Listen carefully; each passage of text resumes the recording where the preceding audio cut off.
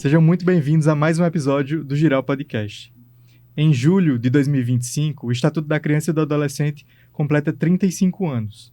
Criado na década de 90, o ECA representou uma virada na forma como o Brasil encarava a infância e a adolescência, não mais como futuros cidadãos, mas como sujeitos de direitos no presente, com prioridade absoluta.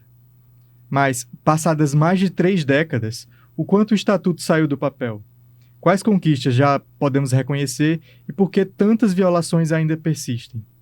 No episódio de hoje, vamos conversar com 2 convidados que ocupam posições-chave na luta pela efetivação dos direitos de crianças e adolescentes em Pernambuco. Vamos refletir sobre os avanços e desafios e, principalmente, o papel do Estado para que o ECA seja uma política viva, não apenas uma carta de intenções. Sejam muito bem-vindos. Vou apresentar nossos convidados aqui antes da gente continuar com o papo. A gente está conversando com o Carlos Diego, que é secretário executivo da Secretaria da Criança e Juventude de Pernambuco. Ele possui experiências em Direitos Humanos e Digitais, é graduado em Direito, mestrando em Direitos Fundamentais e pesquisador na área de Direitos Digitais. Ao lado dele a gente tem Marcela Maris, é presidente do SEDCA-PE, é assistente social e mestra em Direitos Humanos, atuando no sistema socioeducativo de Pernambuco. Queria começar com vocês dando uma saudação para o público da gente. Primeiro agradecer mais uma vez, né, o convite da Giral para conversar, né, tá trocando aí com todo o público, né, e principalmente uma temática tão importante, né, uma celebração que é o ECA. O ECA é um grande marco, né, para a história da democracia brasileira, e falar sobre isso é um momento incrível, um momento onde a gente vai conversar, vai trocar um pouco sobre isso. Mais uma vez, obrigada pelo convite. Queria agradecer também ao convite, né, de vocês. Assim como a Marcela colocou, eu acho que é um momento importante, né, e é um assunto importante discutir os 35 anos do Estatuto da Criança e do Adolescente. E eu acho que, para além da celebração, acho que momentos como esse, em que a gente pode conversar um pouco sobre esse assunto, eles trazem algo que é extremamente interessante, que é exatamente a reflexão, né? Então, como você mesmo colocou, acho que no início, aí no introito, na apresentação, a gente tem que tirar o ECA do papel, né? E aí, como é que a gente faz para que isso, de fato, se efetive? Eu acho que momentos como esse, em que a gente pode refletir e conversar sobre o ECA, são importantes, inclusive para pensar sobre isso. Muito bem. Antes da gente começar, eu queria convidar as pessoas que estão assistindo a gente a seguir a Giral nas redes sociais. No Instagram, @giral.ong, no Facebook, facebook.com/org.giral e no YouTube, @onggiral. Então, gente, para começar, a gente fazendo um retrospecto, né? São 35 anos. Vocês acompanham essa temática faz um tempo, né? Nesses 35 anos, quais vocês acham que são as mudanças mais significativas, assim, nessa questão de direitos de crianças e adolescentes? São muitas, né? Primeiro pela virada histórica, né? É uma virada histórica, a promulgação do ECA, né? Na década de 90, a gente ter crianças e adolescentes, né, como sujeitos de direitos. Isso é potencializador e extremamente significativo. Então, a gente precisa partir de uma perspectiva de uma conquista, né, da sociedade brasileira, de uma conquista da democracia brasileira, porque o ECA é isso, ele é vivo, né? Você apresenta e você traz essa perspectiva, é um arcabouço legislativo vivo e que ele está em constante transformação, mudança, até porque a gente precisa avançar, né, e dialogar com as mudanças, né, que se dão no bojo da sociedade. As mudanças, como eu te falei, só voltando, é uma virada histórica, onde a gente sai de uma perspectiva, né, de uma situação irregular, né, que era assim que era tratado, né, e assim que era enxergado os outros códigos que tratavam as infâncias, para a doutrina da proteção integral, né? E aí crianças e adolescentes, dentro das políticas públicas brasileiras, né, elas passam a ser prioridades, e não basta ser prioridades absoluta. Então, assim, esse olhar que a democracia, que as lutas sociais, né, que a conquista da sociedade civil, junto com o poder público, com o controle social. Por isso que é tão legal, né, quando o ECA diz que é dever da família, da sociedade, do Estado, esse cuidado e essa proteção às infâncias e às adolescências. Então, assim, são várias conquistas, né? No que diz respeito à educação, no que diz respeito à saúde, à moradia, ao direito ao lazer, ao direito do brincar, né? Veja, a gente avança em várias temáticas que atravessam diretamente, né, as infâncias e as adolescências. Enfim, se a gente for conversar aqui quantos avanços a gente teve nesses 35 anos, e é importante também que eu estava pensando esses dias, né, o quanto essa geração de 35 anos, né, até hoje, quanto a gente, essa geração, ela teve uma outra forma de vivência e de proteção, né, então, assim, existia uma proteção legal, né, voltada para essas crianças, para os adolescentes. E vejam, são todas as crianças, são todos os adolescentes, são todas as infâncias que o ECA ele tem esse papel, né, de abraçar. Então, são várias conquistas, mas eu gosto muito de pensar dentro de uma perspectiva histórica, que é uma virada histórica, né, e é uma garantia e que a gente precisa defender, né? A gente precisa defender quase que cotidianamente esse estatuto, como você traz, né, como você falou na sua apresentação, para que ele não se torne cartas de intenções, né, porque da mesma forma que uma virada, uma conquista, ele também é cotidianamente atacado, né? Então, assim, a gente precisa, enquanto sociedade, enquanto Estado, né, enquanto controle social, fazer essa defesa também da proteção das infâncias, né? Então, eu penso muito a partir dessa perspectiva. Enfim, concordo completamente com o que a Marcela colocou. Eu acho que é muito importante essa perspectiva dela sobre... Né, do que ela aponta sobre como, né, o Estatuto da Criança e do Adolescente ele trouxe essas inovações. Eu acho que esse realmente acho que é o grande diferencial quando a gente pensa na importância do ECA. Eu acho que é exatamente quando a gente parte dessa perspectiva histórica, do giro histórico que o ECA proporcionou, mas que foi um processo, né? O ECA ele surge na década de 90, mas ele é precedido de outros movimentos, né? Então, por exemplo, a gente pode pontuar em 86 a marcha, né, dos meninos e meninas de rua, né, em 88 a promulgação, né, da Constituição Federal, no artigo 227, que fala da prioridade absoluta e da proteção integral. Então, o Estatuto da Criança e do Adolescente ele vem nessa crescente de reconhecimento de direitos, né?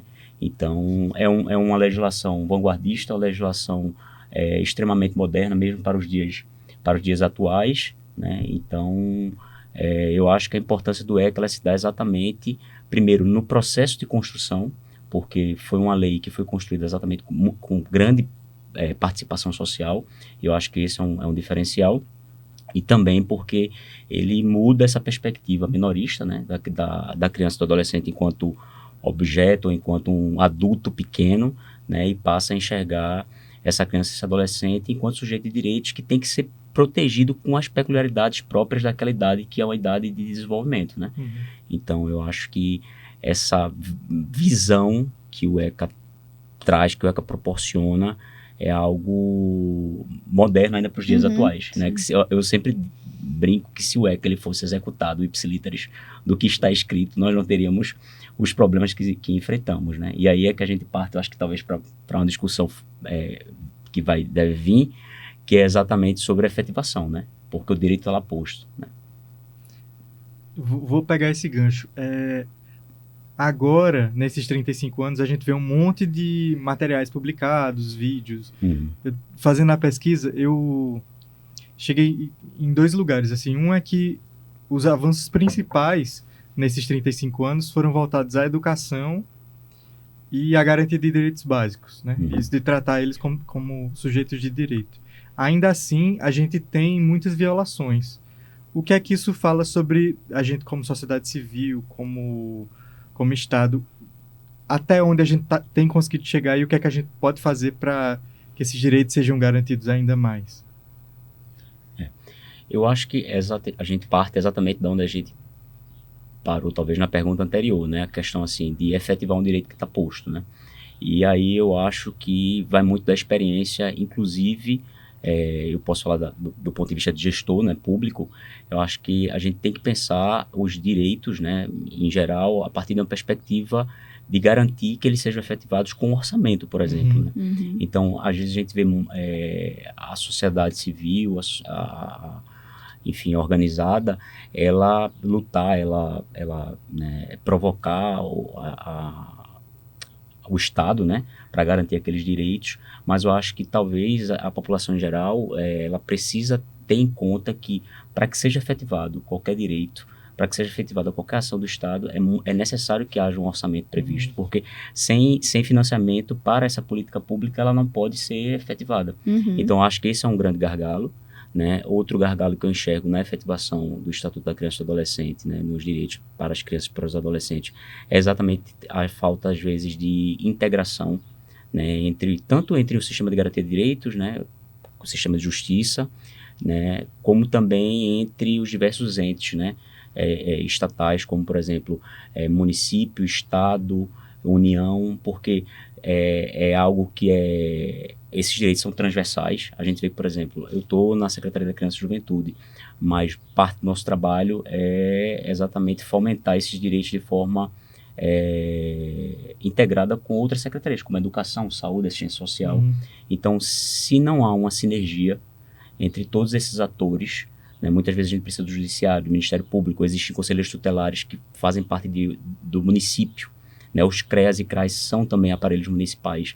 Então, a gente percebe a complexidade, né, de atores que são envolvidos para garantir esses direitos. Então, é necessário que haja essa conexão fina, né, entre esses atores, para além do orçamento, que mais uma vez eu pontuo que é algo extremamente importante para a efetivação desses direitos.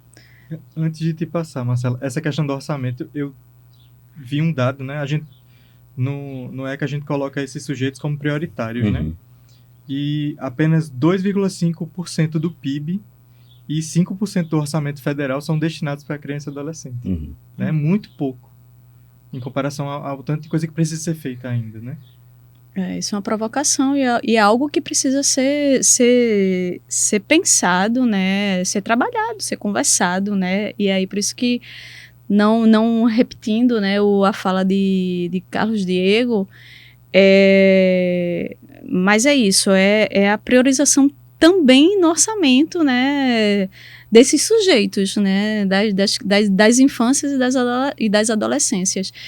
E, sobretudo, essa sinergia, né? Eu acho que enquanto poder público, enquanto sociedade civil, né? Essa sinergia, essa troca, esse diálogo, e que o criança e adolescente, eles perpassam por todas as políticas públicas, né? E por todas tudo que se pensa em política pública, criança e adolescente é prioridade. Se a gente vai pensar na habitação, criança e adolescente é prioridade. Se a gente vai pensar em saúde, criança e adolescente é prioridade, né? Então, acho que cada vez mais a gente dialogando, a gente tendo essa sinergia, a gente entendendo que é uma política que ela é transversal, né, que ela atravessa as demais políticas públicas. Eu acho que a gente avança, né, e avança, mais uma vez, pensar e problematizar essa questão da priorização também, né, do orçamento. Você veja, que é importante se dizer, veja, a gente tem uma secretaria, né, Secretaria de Criança e Juventude, isso é um avanço, isso é um marco significativo para o Estado de Pernambuco, né, uma secretaria que está pensando, né, única e exclusivamente o fortalecimento e a proteção desses direitos. Então, assim, é importante que a gente também vislumbre e aponte os avanços, né, do próprio Estado, no que tange, né, as questões das infâncias.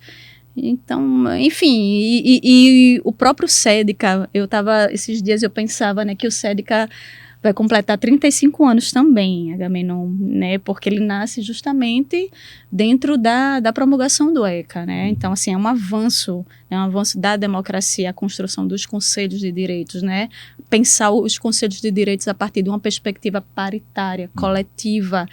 E o bacana, não sei se vocês sabem, né, do desenho, né, dos conselhos, né, em especial o de Pernambuco, né, o SEDICA, ele é vinculado diretamente ao gabinete do executivo, né? Isso é muito paradigmático, isso é muito importante para o avanço da proteção dos direitos da infância e da adolescência.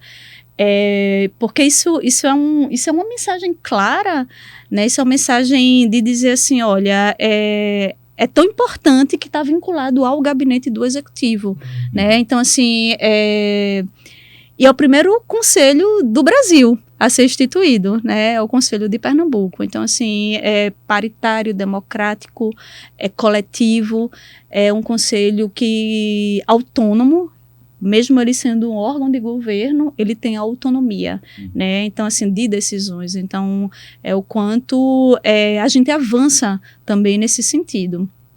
Aquilo que Carlos Diego falava da importância da conversa entre os setores também, Sim. né? Como é que essas instâncias diferentes conseguem conversar para avançar.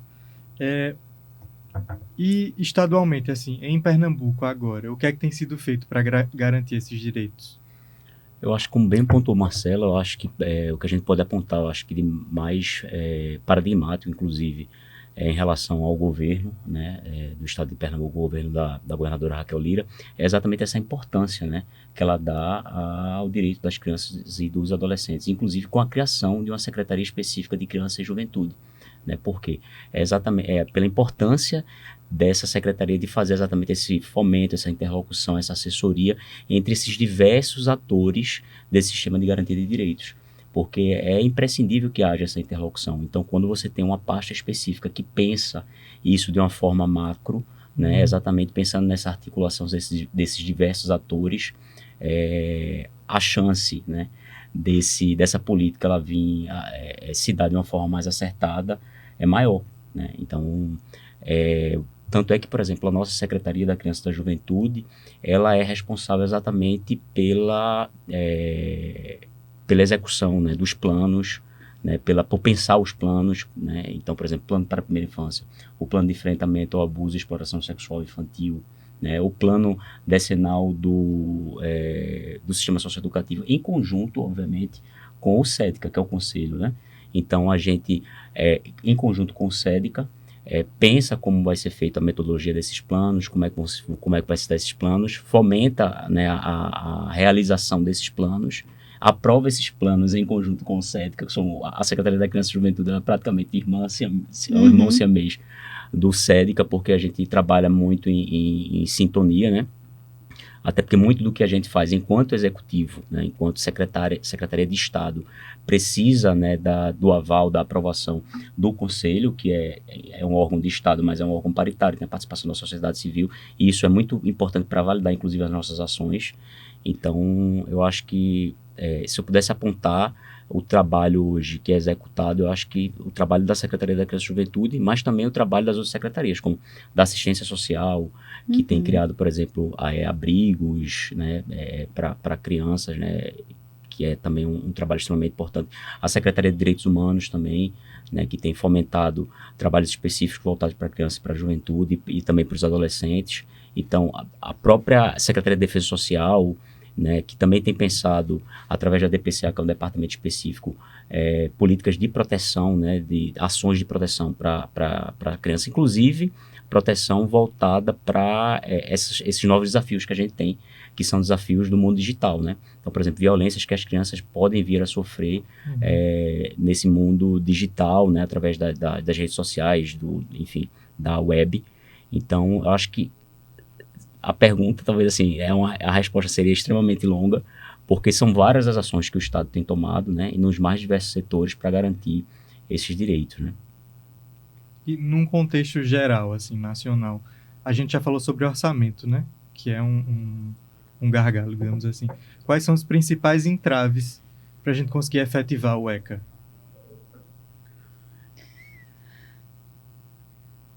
É porque também é uma pergunta tão simples, mas ao mesmo tempo bem, bem complexa, Agamenon. Eu penso que sempre vou, assim, né? Sempre é uma palavra muito forte, mas quando a gente parte da perspectiva do diálogo, da escola e da educação, né? Então, quando a gente tem um olhar de uma educação para os direitos humanos, né? E o ECA é um garantidor, né, de direito humano, eu penso que a gente avança enquanto sociedade, enquanto coletividade. Eu estou falando isso porque muitas vezes o desconectar, né, o direito humano do direito à vida, né, porque o direito humano é o direito à vida, é o direito à existência, é o direito a existir, ser o que você quiser ser neste mundo, né? E quando a gente não tem o acesso, né, a essas legislações, a esse debate, dentro da primeira infância mesmo, sabe? Eu acho que às vezes a gente começa a criar algumas narrativas que faz com que isso se torne entraves, né? E aí são essas, voltando, né? Aquela primeira conversa a primeira pergunta, né, são os ataques, né, a direitos fundamentais, né? Então, assim, eu acho que se eu posso te falar, um grande entrave eu acho que é o desconhecimento, né? Eu não digo, vou reformular a palavra, né? Nem desconhecimento, mas um acesso, uma proximidade, né, ao ECA e a esses direitos fundamentais de ser e existir. Então, o ECA é isso, é um grande compêndio de legislações, né, de proteção à vida, mas muitas vezes pelo pouco acesso ou não acesso, faz com que a gente abra possibilidades de ataque. Né? E atacar o ECA é atacar a vida. Eu acho que isso tem sido um grande desafio, em especial dentro dessa conjuntura, né, de falsas notícias, né, a gente estava conversando lá na exposição, né, o quanto esse mundo contemporâneo, ele nos apresenta vários desafios, em especial os desafios digitais, que você coloca uma notícia, essa notícia ela chega rapidamente, né, uma notícia falsa, e como é que você desconstrói isso? Então, eu penso que isso tem sido um grande entrave, né, mas aí cabe a nós, né, também, enquanto sociedade civil, estar garantindo e fazendo o enfrentamento, né, de tudo que venha a desconstruir uma legislação construída coletivamente, como bem diz, né, o nosso secretário. O ECA ele tem essa potencialidade porque ele não foi dado, ele foi construído, compreende? Então, assim, é uma construção coletiva de toda a sociedade civil com o poder público para chegar a isso aqui, a esse resultado, né? E é isso, eu acho que o Brasil é um país enorme, né, e que a ideia o nosso grande sonho é que essa legislação ela chegue em cada canto, em cada território, com suas especificidades, né. A gente estava agora em Brasília na comemoração dos 35 anos, né, tanto eu quanto o Leandro, e muito bacana, né, o ECA, ele foi traduzido na língua ticuna, né, então, veja, a gente olhar os povos, a gente olhar os territórios, né, as diversas infâncias, não existe uma só infância, né, são diversas infâncias, as infâncias são plurais, as adolescências são plurais, e garantir isso é um dever nosso enquanto sociedade. Mas voltando, eu acho que o grande desafio é isso, a gente combater aí, ir para o enfrentamento do ataque, né, ao ECA como uma legislação que ela não está para proteger, né, ao contrário, ela protege a vida, né, então é isso, acho que isso é um grande desafio. É gigante. Eu acho assim, na perspectiva nacional, né, como a gente falava, eu acho que quando a gente pensa, por exemplo, do ponto de vista do município, né, ou do estado, porque as pessoas vivem nas cidades, né? A pessoa não vive na União, assim, as pessoas vivem na cidade. Então, nessa perspectiva do município, realmente, a gente está mais próximo ao serviço propriamente dito, né? A gente espera o abrigamento, a gente espera o saneamento básico, mas quando a gente pensa na perspectiva nacional, eu acho que 3 pontos que eu percebo, o primeiro, de fato, esse enfrentamento que a gente tem que fazer ao conservadorismo, né?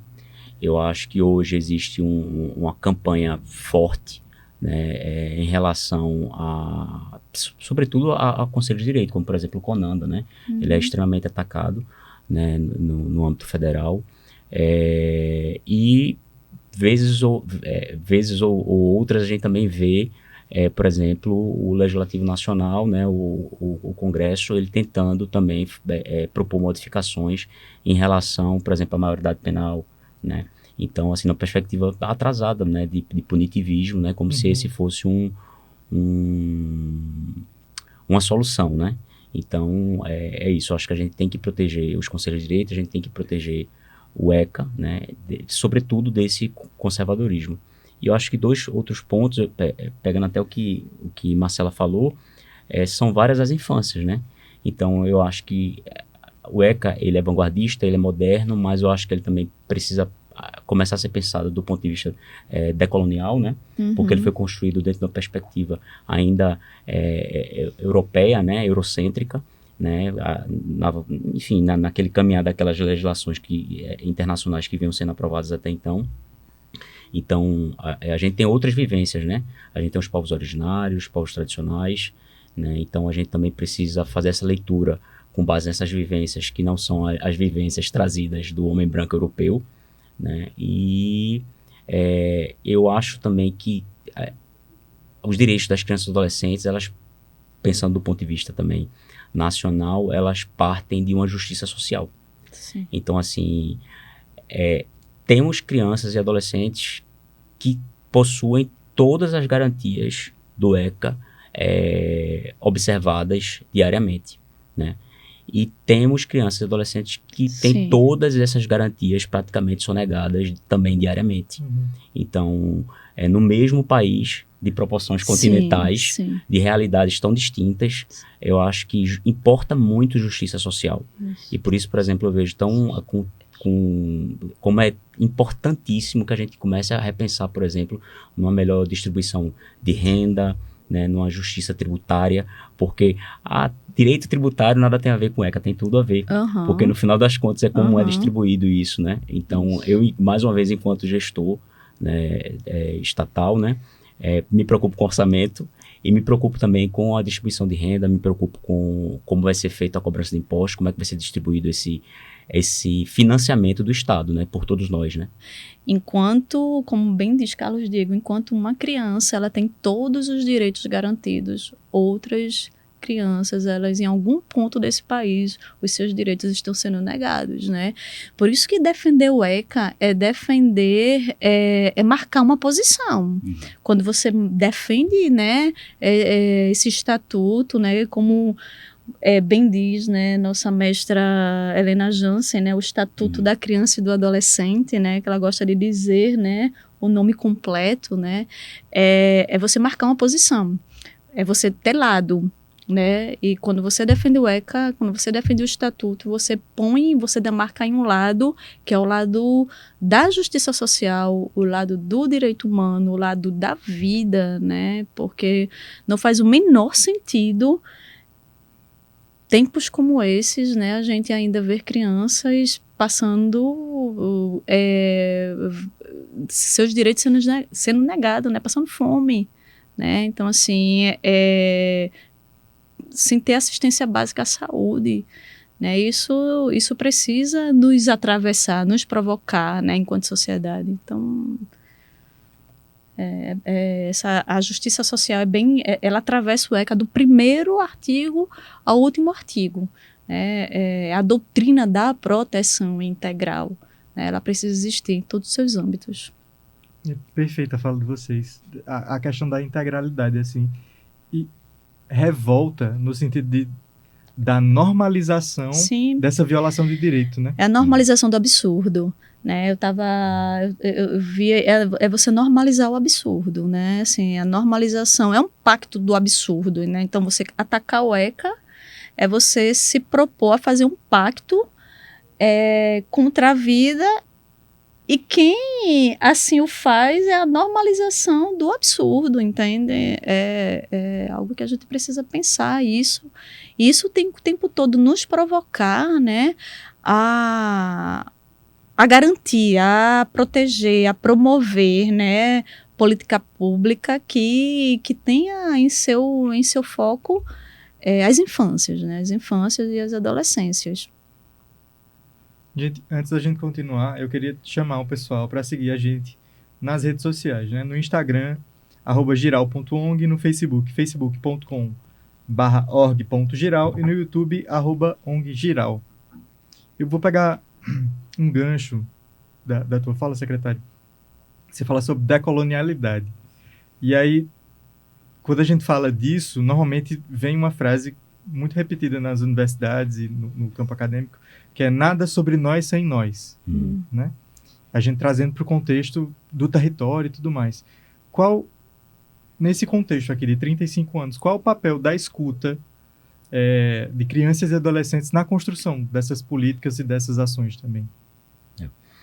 Eu acho que isso parte, um pouco até de uma obviedade que não é enxergada, né? Mas deveria, porque quando a gente pensa em qualquer política pública, por exemplo, segurança pública, é normal que a gente escute os atores, né, os profissionais que trabalham com segurança pública, mas também a população em geral que é atendida pela segurança pública. Quando a gente pensa, por exemplo, em algo para a área da saúde, muito provavelmente a gente vai escutar especialistas daquela área, né, pessoas que trabalham com a saúde, mas também muitas vezes as pessoas que estão sendo assistidas, pacientes, para saber como é que está sendo o atendimento, o que pode ser melhorado, né? Então, a escuta, ela parte de um pressuposto, né, de ouvir os profissionais, mas também o público que é atendido, o público beneficiário, né, daquela política. Só que isso não era enxergado em relação às crianças e adolescentes, porque se entendia exatamente que por serem crianças e adolescentes nada teriam a dizer. Então, elas deveriam ser a todo tempo tuteladas, né, mas no sentido assim, nada positivo, né? E que a todo tempo a gente que, enquanto adultos, é que deveríamos dizer para as crianças e para os adolescentes o que é sempre melhor para elas, né? Mas elas têm muito a dizer, né? E é impressionante quando a gente trabalha, né, com crianças e adolescentes, como a gente aprende com elas, né? Como a gente consegue enxergar coisas que eram imperceptíveis. E aí a gente começa a ver o quanto é importante escutar. Eu posso trazer um exemplo. A gente está fazendo agora, pela Secretaria da Criança e da Juventude, né? Pelo governo do estado, né? As escutas para a primeira infância. Na verdade, a gente concluiu agora as escutas para o plano da primeira infância, e parte dessas escutas foram feitas com os profissionais e outra parte com as crianças, né? Então, e pegando a questão falando da escuta, seria isso, e falando da questão da decolonialidade, essas escutas, elas foram feitas também com povos originários. Então, a gente pegou crianças de população quilombola, crianças de população indígena, né? Então, a gente fez, para além de ouvir as crianças, a gente também buscou ouvir todas as infâncias, né? Exatamente para a gente poder ter um quadro o mais completo possível, né? Porque o quadro completo infelizmente, inalcançável, mas assim, o mais completo possível, para que a gente pudesse vir a executar um plano que atendesse da melhor forma as infâncias, né, aqui no estado de Pernambuco, a primeira infância, que vai de 0 a 6 anos. Né? Então, por exemplo, esse é um exemplo da importância de ouvir, por exemplo, as crianças, e as crianças foram ouvidas nessa metodologia, nesse processo. Né? Então, eu acho que isso é uma mudança de perspectiva trazida, inclusive, pelo ECA, que enxerga essas crianças e esses adolescentes enquanto sujeitos de direitos. Os sujeitos de direitos, eles precisam necessariamente se manifestar sobre seus direitos, né? Então, eu acho que nada sobre nós sem nós, eu acho que reflete exatamente isso. Né? Então, isso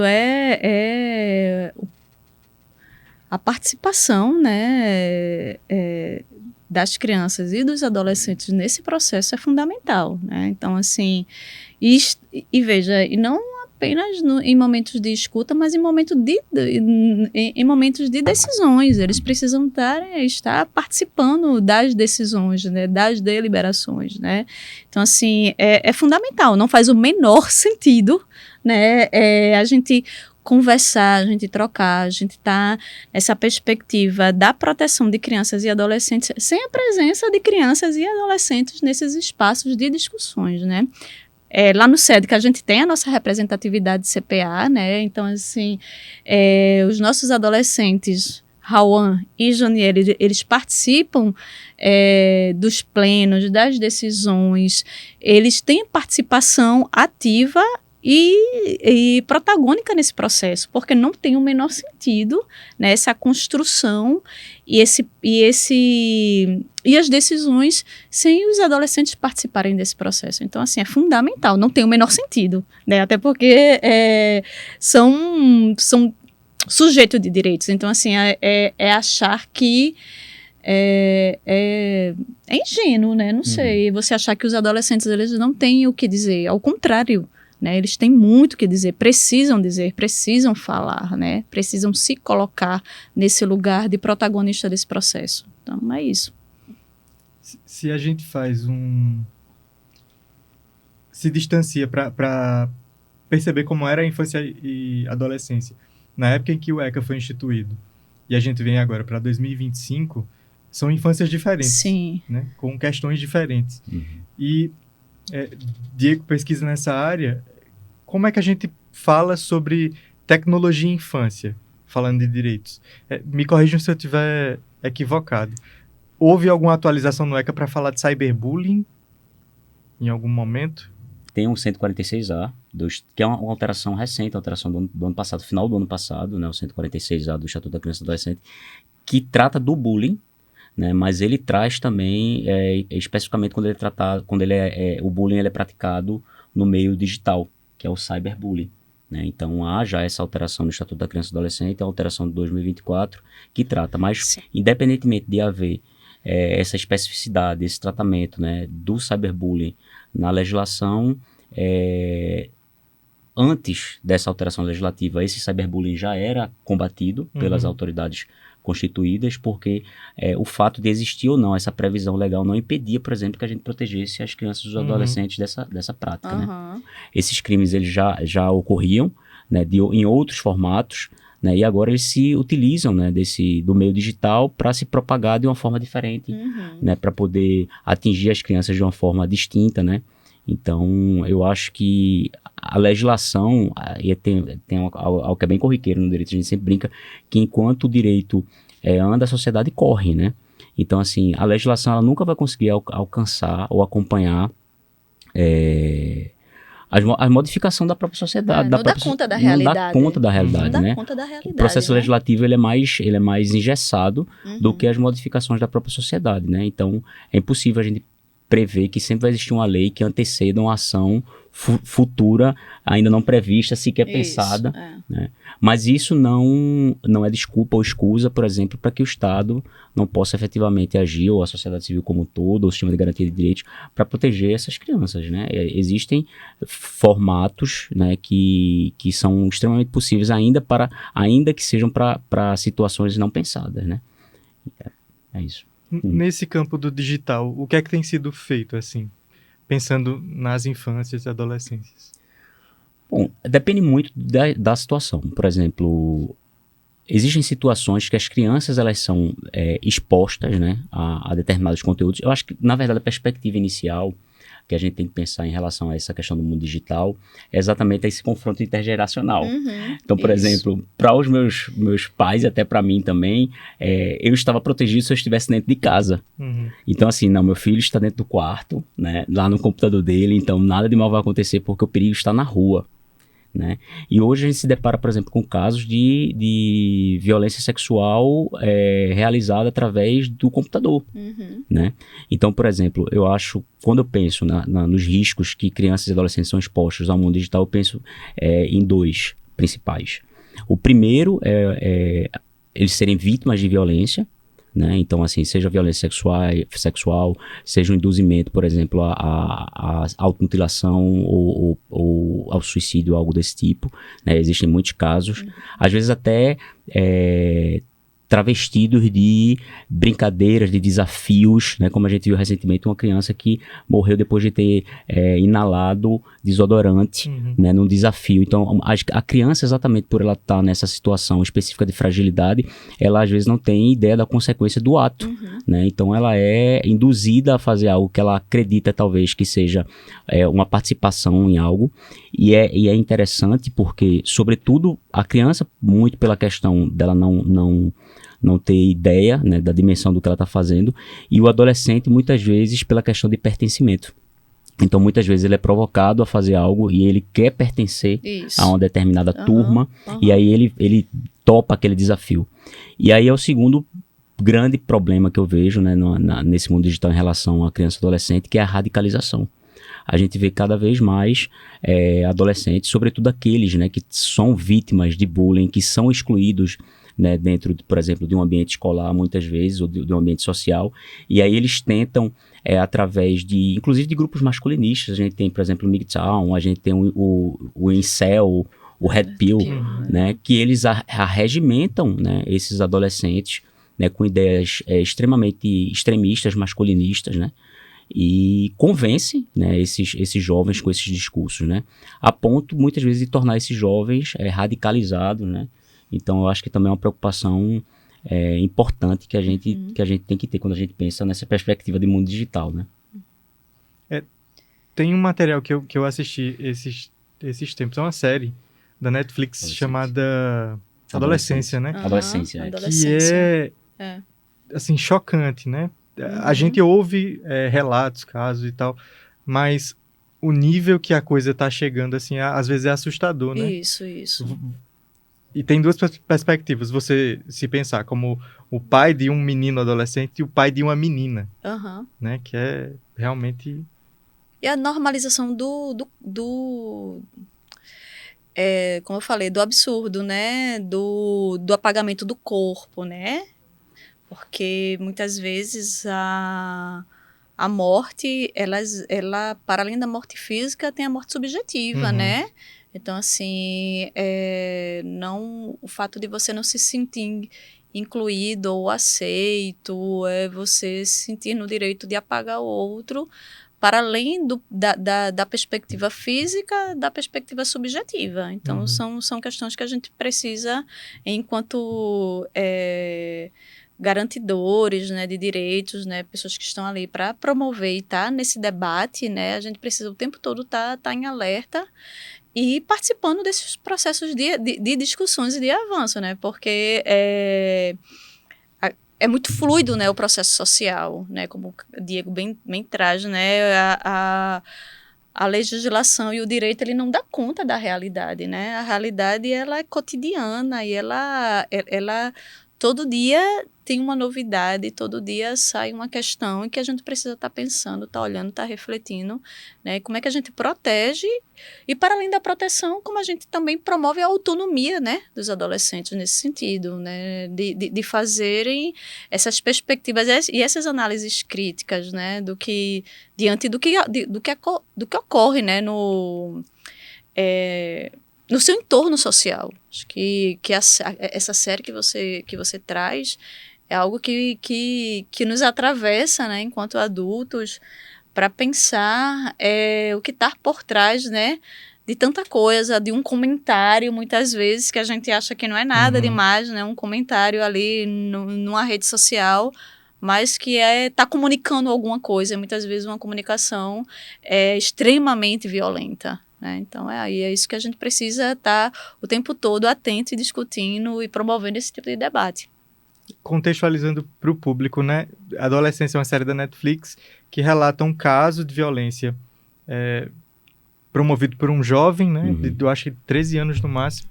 E aí a série acompanha o processo de investigação, né? Do caso, até o jovem confessar realmente. E aí volto para aquela parte que a gente falou sobre a importância da escuta, né?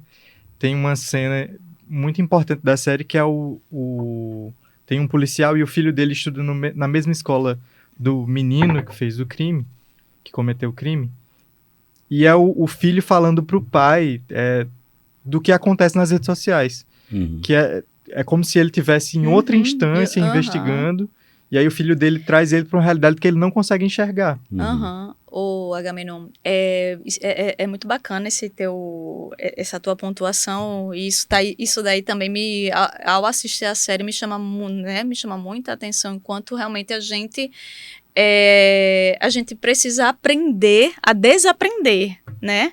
Então, assim, a gente precisa desaprender algumas concepções, né, que a gente vai se formando e aí vai ficando meio que cristalizado alguns conceitos, né, e a realidade, ela é tão fluida que faz com que a gente precise ter esse olhar de desconstrução, né, até em que medida a gente protege e às vezes a proteção é a gente se desconstruir das nossos próprios conceitos, né, daquilo que a gente aprendeu enquanto proteção, né, então é bem bacana isso que você traz, né, em relação à série. É o papel da escuta. Da escuta, né? E dessa desconstrução no sentido de que a gente fala 35 anos de ECA. Era outra infância, outra adolescência, né? E até muitas vezes a gente vê um adolescente e diz, não, eu sei o que é que ele passa. Sendo que é outro contexto, né? É outra realidade, né? E sobre o que você falou agora, Agamenon, que eu achei interessante, que você trouxe essa cena, né, do pai que ouve o filho na série do Netflix. O que eu acho que é interessante é exatamente porque, e fica bem evidente ali o choque intergeracional, porque a linguagem é completamente diferente. Então, assim, muitas vezes a gente não entende e a gente os pais sequer percebem, e não só os pais, como também, por exemplo, todo o sistema de garantia de direitos, os juízes, os promotores, os conselheiros tutelares, os conselheiros de direitos, os policiais, às vezes a gente não consegue alcançar, por exemplo, ou enxergar uma situação de violência ou de eminente, né, violência ou de perigo, porque muitas vezes isso é maquiado, né, com mensagens ou com símbolos ou alguma coisa que são subliminares e que são entendidas dentro daquele contexto por aquele grupo. Né? É o que a gente, inclusive existe um termo específico para isso, né? E isso é muito utilizado e muito praticado por grupos, por exemplo, grupos neonazistas, grupos masculinistas, né? Esses grupos radicalizados na internet, que é o dog whistle, ou apito de cachorro, porque só o cachorro escuta o apito do cachorro, né? Só quem entende aquela frequência consegue entender. Exatamente, então eles se utilizam exatamente dessas ferramentas, né, de dissimulação, né, muitas vezes para que não seja percebido pelas autoridades ou pelos pais. E aí os próprios adolescentes, só os adolescentes e as crianças às vezes é que percebem, né, e é nesse movimento é que eles são muitas vezes cooptados, né, ou são trazidos para essa radicalização. Então é importante que os pais também fiquem atentos a esses movimentos. Né? O que Marcela trouxe no começo, né? Não é só o Estado, não é só a sociedade civil, né? Todo mundo está envolvido nesse processo. A família, né? Família. A família. O próprio estatuto, né? Traz isso, né? A família. E uma coisa bacana também do estatuto é o fortalecimento à família. Né? Então, assim, o estatuto nessa virada histórica fortalece a família no sentido dessa rede, desse cuidado de proteção.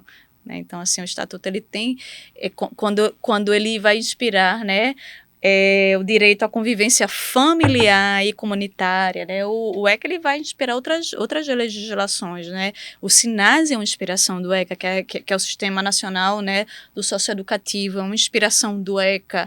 A lei a lei da escuta protegida, a lei da primeira infância, a lei Henri Borel. Então, assim, são legislações que elas são inspiradas no próprio estatuto, né? Então, em especial, né, eu gosto muito, né, do direito à convivência familiar e comunitária, né? Então, assim, no aspecto da proteção da família como esse ente, né, de proteção do amor, né, do afeto, né, a esse sujeito, a essa criança, a esse adolescente.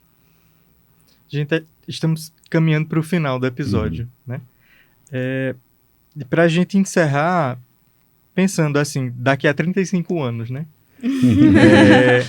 Quais são os caminhos que a gente pode seguir agora para fazer com que o ECA seja mais efetivo, né? Que ele continue sendo essa coisa viva, que garanta os direitos e que daqui a 35 anos a gente olhe para agora e diz, a gente avançou muito. Ai, que pergunta também complexa, né? Futurologia, assim. O ECA é uma punção de vida, né? Então, assim, é vida que está ali em processo de circulação constante, né, de transformação. A gente traz aqui várias atualizações do próprio estatuto, legislações que são inspiradas no próprio Estatuto. Eu acredito que para que a gente cada vez mais fortaleça, né, o Estatuto da Criança e do Adolescente, a gente também precisa estar fortalecendo o Estado Democrático de Direito, né? A gente está fortalecendo a democracia enquanto modo de poder viver, né, de poder conversar, de poder trocar, de poder divergir, né, de poder disputar as narrativas. Eu acho que quando a gente fortalece, né, essas possibilidades, a gente também fortalece, né, a vida, fortalece o ECA, e a gente caminha, né, para a proteção da vida, para que a gente chegue daqui a 35 anos, eu espero, Agamenon, que não tenha mais crianças que tenham seus direitos negados, né. Então, essa é o nosso trabalho, a nossa luta, né, a nossa bandeira de luta. É muito tempo de trajetória, a gente não chegou, né, ontem, né, me compreenda, né, então, assim, são anos de trajetórias, né, na promoção, na defesa intransigente, né, dos direitos humanos, e defender o ECA é defender os direitos humanos, né, defender a vida. Então, é isso, eu espero que daqui a 35 anos a gente tenha justiça social, a gente tenha um mundo mais justo, né, onde as crianças elas possam ser crianças, né, é isso. Perfeito. Também acho uma pergunta difícil. E aí eu até pesquisei aqui recentemente num livro que eu li há um tempo e que me trouxe uma perspectiva muito interessante sobre os direitos humanos, né? Porque direitos humanos ele vem de uma perspectiva internacionalizada, né? Quando a gente fala de direitos humanos, a gente está falando dos direitos humanos numa perspectiva internacional, enquanto os direitos fundamentais é numa perspectiva mais positivada, né, da legislação constitucionalmente falando, né, de cada Estado-nação.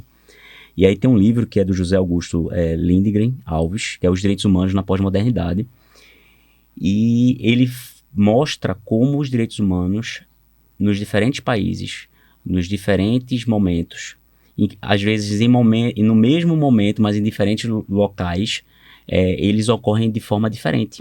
Então, enquanto você tem, por exemplo, países que estão garantindo os direitos humanos, né, dos seus nacionais da melhor forma possível, esse mesmo país, ele está, por exemplo, sonegando ou ele está oprimindo os direitos humanos dos nacionais de outro país, né? E isso acho que talvez o grande paradoxo, né?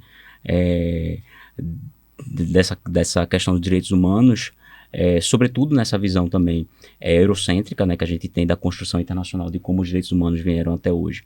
Então, quando eu penso assim, o Estatuto da Criança e do Adolescente para daqui a 35 anos, eu não penso só o Estatuto, sabe? Eu penso, e aí eu tento não ser incauto, né, mas assim, mais otimista, né, no sentido de que eu espero que o mundo como um todo, né, esteja um mundo melhor, um mundo menos caótico, com menos guerra, com menos polarização, né, com menos fake news, né, desinformação, né, que as pessoas possam livremente refletir sobre suas decisões, sobre as informações. Né? Com justiça climática, com justiça climática, que é algo muito importante, uma pauta extremamente importante, porque, né, não há possibilidade da humanidade sem o mundo, a gente não tem um mundo B, a gente não tem um plano B. A gente não tem um plano B. Não é?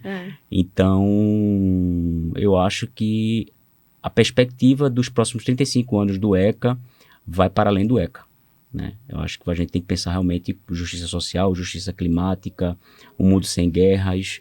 Então, é algo mais amplo, porque o que está ali no ECA só pode ser garantido se tudo isso existir, não é? Então, eu acho que é isso. É algo... É um pensamento bem grande, né? Assim, bem otimista, vamos dizer assim, né? Mas é isso. Tem um termo chamado bem viver, que ele compreende tudo que você está falando, Diego, assim, que é num sentido de convivência dos povos com a natureza. Isso. Né? E é um termo latino, bem viver, muito bom. Perfeito. Tem um livro com esse título. Gente, muito Foi um momento muito importante, assim, foi uma aulinha para mim também. Queria que vocês se despedissem do público, dessem uma mensagem final.